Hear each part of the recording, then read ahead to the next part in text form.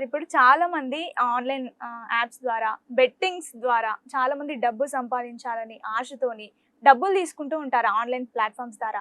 ఈ మధ్య కాలంలో నేను ఒకటి ఇన్సిడెంట్ చూసాను. ఒక సన్ ఆన్లైన్ యాప్ ద్వారా డబ్బులు తీసుకొని అవి కట్టలేక ఆత్మహత్య చేసుకోవడం, కొడుకుని చూసి తండ్రి ఆత్మహత్య చేసుకోవడం, ఇలాంటి ఘటనలు చూసినప్పుడు చాలా బాధ అనిపిస్తుంది. సో ఎలాంటి జాగ్రత్తలు తీసుకోవాలి సార్ ఇలాంటి యాప్స్ నుంచి మనం బయటపడాలంటే? రియల్ అండి, that is very sad actually.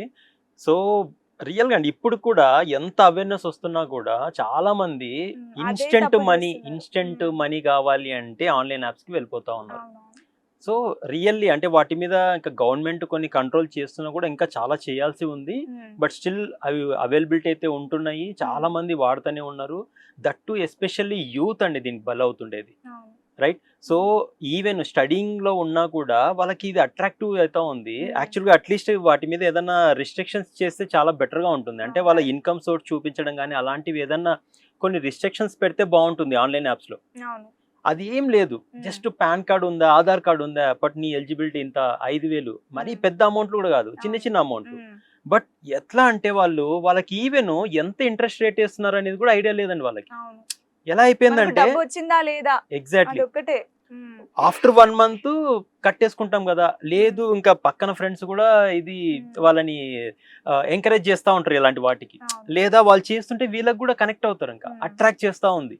ఏం చేస్తున్నారా వీళ్ళు అని అబ్జర్వ్ చేస్తే చాలా మటుకు ఆన్లైన్ యాప్స్లలో అమౌంట్ తీసేసుకొని బెట్టింగ్ యాప్స్లలో వాడుతున్నారు. అలా అని ఏమన్నా దాంట్లో ఏమైనా ఎర్నింగ్ చేస్తున్నారా అంటే ఏదో 1 కోటి మందిలో ఒకటి సంపాదిస్తాడండి. సో దాన్ని చూసి వీళ్ళు కనెక్ట్ అయిపోయి ఇమ్మీడియట్ గా వీళ్ళు కూడా దాంట్లో పెట్టుకొని అసలు వేలల్లో అనుకుంటే దాని లిమిట్ లేకుండా ఇప్పుడు లక్షల్లో పెట్టేస్తున్నారు. ఎంత దారుణం అయిపోయిందంటే లక్షల్లో వాడేసుకుంటూ మొత్తం పోగొట్టుకొని కొంతమంది అయితే అక్క పెళ్లిలకు అన్న పెళ్లిలకు దాచిన డబ్బును కూడా బెట్టింగ్ యాప్స్ ద్వారా పెట్టి పోగొట్టుకున్నారు. అవునండి, అంటే ఇక్కడ ఏమైపోతుందంటే కొన్ని వాళ్ళకి ఈ రోజే దాన్ని డబుల్ చేస్తా, ట్రిపుల్ చేసేస్తా, 10 times చేస్తా, ₹1,00,000 ఇచ్చి అదేదో పరుగు సినిమాలో అంటారు అనమాట. సారీ పరుగు కాదు, జులై సినిమాలో అల్లు అర్జున్, అసలు ఆ సినిమా బ్యూటిఫుల్, అది యాక్చువల్గా ఇప్పుడు వస్తే బాగుంటది అనిపిస్తుంది నాకు. ఎందుకంటే అక్కడ అదే చూపించారనమాట. అంటే సింపుల్ గా నైట్ మనము 10 times 100 times సంపాదిస్తాం అనేది అక్కడ ఇనిషియల్ గా హీరో అలాంటి పని చేస్తాడు. వాళ్ళ ఫాదర్ అదే అంటాడు, ఒరే నేను 3 ఏళ్ళు నెల అంతా కష్టపడితే నాకు వచ్చే జీతం రాది, దాన్ని నువ్వు ఈ రోజు నైట్ నువ్వు సంపాదిస్తా అంటున్నావు అన్నట్లు చెప్తాడు. బట్ త్రూ అవుట్ మూవీ అయిపోయిన తర్వాత రియలైజ్ అవుతాడు వాడు, రైట్? సో లేదన్నా ఇంకా ఇలాంటిది కాదు, అట్లా ఫ్రీ అంటే ఎర్లీగా వచ్చే మనీతో ఎన్ని ప్రాబ్లమ్స్ వస్తాయని నాకు తెలిసింది. సో రెగ్యులర్ వేలో వెళ్ళాలి అనేది.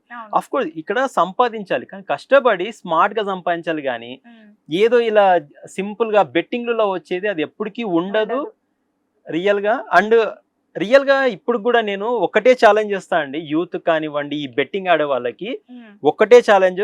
ఎలా అంటే వాళ్ళు ఏదైతే బెట్టింగ్ యాప్ వాడుతున్నారో అందులో ఏదైతే డిపాజిట్ చేస్తున్నారో, అంటే డిపాజిట్ ఎందుకు చేస్తారంటే బెట్టింగ్ ఆడడానికి, రైట్? అండ్ ఆడి విన్ అయ్యి విత్డ్రా చేసేది ఉంటది, రైట్? నేను ఒకటే ఛాలెంజ్ చేస్తున్నా యూత్ అందరికి, ఎవరైతే బెట్టింగ్ యాప్ వాడుతున్నారో వాళ్ళకి మీ అందరికి ఒకే ఛాలెంజ్ అండి. నేను కావాలంటే మీకు ₹1,00,000 ఇస్తాను. ఎవరైనా సరే మీరు మీ బెట్టింగ్ యాప్ ఓపెన్ చేసి మీరు డిపాజిట్ ఎన్నిసార్లు చేశారు, విత్డ్రాల్ ఎన్ని చేశారు, ఒకవేళ డిపాజిట్ చేసిన అమౌంట్ కన్నా కూడా విత్డ్రాల్ చేసిన అమౌంట్ ఎక్కువ ఉండి, డిపాజిట్ తక్కువ ట్రాన్సాక్షన్స్ ఉండి విత్డ్రాల్ ఎక్కువ ట్రాన్సాక్షన్ ఉన్నాయని మీరు గిన నాకు ప్రూవ్ చేస్తే మీకు నేను ₹1,00,000 ఇవ్వడానికి నేను రెడీగా ఉన్నా అండి. ఛాలెంజ్ యాక్సెప్ట్ అయితే కింద స్క్రోల్ అవుతున్న నంబర్ కాల్ చేయండి.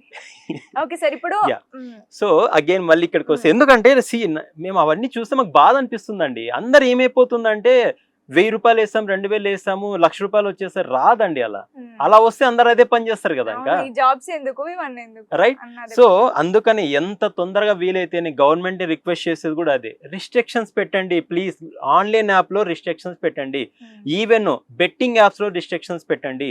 బెట్టింగ్ యాప్ లో ఎలా ఉంది తెలుసా మీకు? ఎంత స్మార్ట్ ఫెలోస్ అంటే వాళ్ళు డిపాజిట్ మీరు ఎంతన్నా చేయొచ్చు, విత్డ్రా మాత్రం రోజుకి 50,000 చేయాలి. ఎగ్జాక్ట్లీ, ఎంత తెలివి చూడండి. అంటే వాడి అకౌంట్లోకి రావడానికి ఏమో ఎన్నైనా తీసుకోవచ్చు, ఇవ్వడం మాత్రం రోజుకి 50,000 ఇస్తాడు. అరే కనీసం అదన్నా ఆలోచించట్లేదు జనాలు. At the same time online app కూడా అంతే. ఆన్లైన్ యాప్ సరే ముందు ఏం చేస్తుందిరా అంటే చిన్న అమౌంట్ ఇస్తూ మళ్ళీ దాన్ని ఇంక్రీజ్ అనేది చేస్తూ ఉంటుంది. పొర్రపాటున రైట్ టైంలో ఈఎంఐ కట్టకపోతే అంటే రిటర్న్ కట్టకపోతే మాత్రం ఏకదం డబల్ చేసేస్తున్నారండి. అంటే ఒక 5,000 తీసుకున్నారు మీరు, నెల డ్యూరేషన్ పెట్టుకున్నారు, నెల తర్వాత మీరు కట్టలేదంటే ఎవ్రీ డే మీకు ఇంట్రెస్ట్ అనేది, అది కూడా దాదాపు 5 to 10% ఇంట్రెస్ట్ ఎవ్రీ డే వేస్తున్నారండి. You cannot imagine. దాంతో పాటు ఎంత ప్రెషరింగ్ ఉంటుందంటే వాళ్ళకి, ఇంకా అఫ్ కోర్స్ ఇప్పుడు కూడా ఇంకా స్టిల్ చేస్తూనే ఉన్నారు, థ్రెటన్ కాల్స్ చేస్తూ ఉంటారు. అదర్ అంటే వాళ్ళ ఫ్యామిలీకి కానీ ఫ్రెండ్స్కి కానీ మీ ఫోటో పంపించేస్తాను, మీరు ఫ్రాడ్ అని పంపించేస్తాను, అది ఇది అని భయపెట్టిస్తున్నారండి.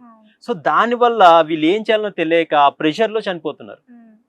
అది అరికట్టాలి అంటే మాత్రం వీటి మీద అవేర్నెస్ ఎక్కువ తీసుకొని రావాలి. అండ్ మ్యాక్సిమము ఆన్లైన్ యాప్స్ని తగ్గించాలి. బ్యాంకర్స్ ఎందుకు ఇవ్వట్లేదు, వాళ్ళకి తెలుసు, వాళ్ళు ప్రాపర్గా మీకు ప్రాపర్ ఎలిజిబిలిటీ ఉంటేనే ఇస్తున్నారు. ఎస్పెషల్లీ సిబిల్ స్కోర్ బాగుంటేనే. సిబిల్ స్కోర్ ఎంత ఇంపార్టెంట్ అంటే ఇక్కడ ఇప్పుడు మనకి మన హెల్త్ బాగుంది అంటే ఎలా మనకు తెలుస్తుంది, మన హెల్త్ రిపోర్ట్ ద్వారా తెలుస్తుంది. సింప్లీ చెప్పాలంటే మనకి నామినల్ కొన్ని ఏదైతే టెస్ట్ ఉంటాయో అది చేయించుకుంటే ఒక హెల్త్ రిపోర్ట్ వస్తుంది, దాని ద్వారా మనకి ఒక ఐడియా వస్తుంది. లేదా పలానా డాక్టర్ దగ్గరికి వెళ్తే వాళ్ళు మనకి ఎక్స్ప్లెనేషన్ చేస్తారు. అదే విధంగా సిబిల్ స్కోర్ కూడా అండి. హెల్త్ రిపోర్ట్ ఎలా అయితే ఉంటుందో మనకి ఇది వెల్త్ రిపోర్ట్ లాగా, ఈ క్రెడిట్ రిపోర్ట్ అనేది అదే అన్నమాట. అంటే నువ్వు ప్రీవియస్ ఏం అప్పులు చేస్తున్నావు అండ్ నువ్వు ప్రాపర్ గా నువ్వు ఫైనాన్షియల్ గా పర్ఫెక్ట్ గా ఉన్నావా లేదా, అంటే ప్రామిస్ ఇచ్చిన ప్రకారం నువ్వు కడుతున్నావా లేదా, ఇవన్నీ అక్కడ తెలిసిపోతుంది. అంత బ్యూటిఫుల్ థింగ్ అది. ఇంకా వీలైతే నన్ను అడిగితే ఈవెన్ పెళ్లి చూపుల టైంలో గానీ పెళ్లి టైంలో గానీ వధువు గానీ ఈవెన్ వరుడు గాని రైట్, ఇద్దరిది సివిల్ రిపోర్ట్లు కూడా తీయడం మంచిది అనిపిస్తుంది. ఇప్పుడు ఈ మధ్య కాలంలో అలానే జరుగుతుంది. అంతే అండి, ఎందుకంటే యూత్ అంతా దీనికి అడిక్ట్ అయిపోయి ఉన్నారు. వాళ్ళని ఎక్కడ బయట పడతాయి అంటే దీంట్లో బయట పడుతుంది. దాని ద్వారా కూడా తెలుసుకోవచ్చు, అంటే తన యొక్క ఫైనాన్షియల్ ప్లానింగ్ ఎలా ఉంటుందని దాని ద్వారా తెలిసిపోతుంది మనకి. సో అందుకని వీలైనంత వాటిని కంట్రోల్ చేసుకొని దాదాపు వాటి జోలికి వెళ్లకుండా ఉంటే చాలా మంచిది. అండ్ మరొకటి, ఇప్పుడు ఐపీఎల్ కూడా స్టార్ట్ కాబోతుంది. ఎగ్జాక్ట్లీ, ఈ రోజు ఇవాళ నుంచి మళ్ళీ స్టార్ట్ అవుతుంది. అమ్మయ్య మధ్యలోనే ఆగిపోయింది, బెటర్లే అనుకుంటే మళ్ళీ స్టార్ట్ అయిపోయింది. అఫ్ కోర్స్ అవన్నీ జరుగుతుంది, వాటిని అయితే మనం ఆపలేమండి, రైట్. అదొక ఎంటర్టైన్మెంట్, దాని నుంచి క్రోర్స్ లో మనకు అమౌంట్ వస్తుంది, అది ఓకే. బట్ ఈ బెట్టింగ్స్ అడిక్ట్ అవ్వడానికి అది కూడా ఒక కారణం. అన్ఫార్చునేట్లీ మనం ఏం చేయలేం. సో మనకు మనమే, ఈవెన్ తల్లిదండ్రులకు కూడా నేను సజెషన్ ఇచ్చేది అదే అండి, వీలైతే ఎవ్రీ 6 months ఒకసారి మీ పిల్లలది సిబిల్ రిపోర్ట్ తీసుకోండి. దాని ద్వారా తెలిసిపోతుంది వాళ్ళు ఏం చేస్తున్నారు అనేది. అండ్ వీలైతే వాళ్ళ అకౌంట్స్ కూడా తీసుకోండి, వాళ్ళ అకౌంట్ చెక్ చేస్తే కూడా చాలా బెటర్ అండి.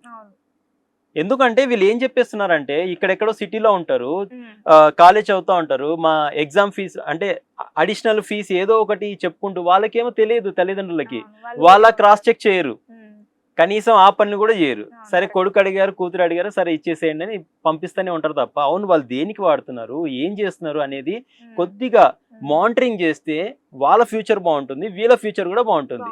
సి యూత్ బాగుంటే కేవలం కుటుంబాలే కాదండి, దేశం బాగుపడుతుంది. Exactly right.